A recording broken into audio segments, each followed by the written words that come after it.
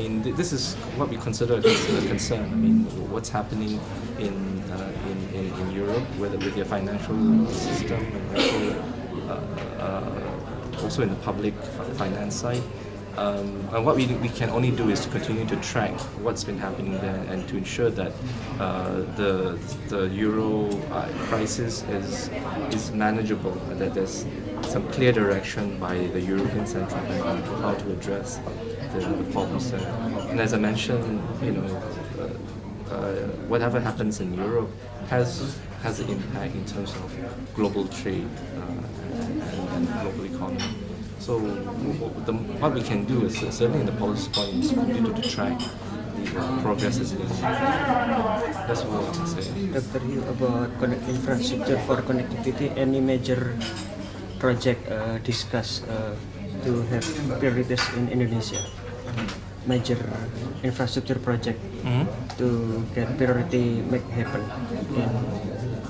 in few years ahead. Well, I mean, I think infrastructure development has been on the spotlight, as we all know. It's been discussed as part of Indonesia's priority. I think what's important to note is that over the next 3 years, APEC will be hosted by developing economies. So this year is Indonesia, next year is China, and I think in 2015 it will be the Philippines.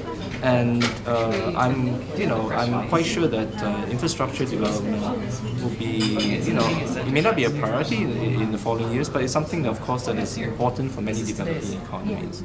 So I think the discussions on strengthening infrastructure development will be discussed in different ways over the next couple of years.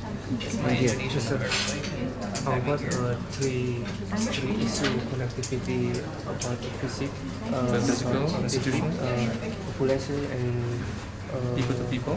People to Yeah. people. How about it?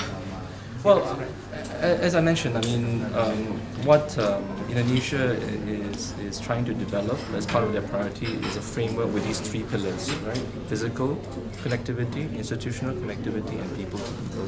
And all these 3 are interconnected because in physical connectivity, of course, we need to look at infrastructure development. Institutional connectivity, we need to look at the kind of structural reforms, regulatory reforms, and other types of regulatory practices to support and connectivity in the region, including infrastructure, among other things. And people to people, of course, there will be a lot of discussions on strengthening knowledge and education.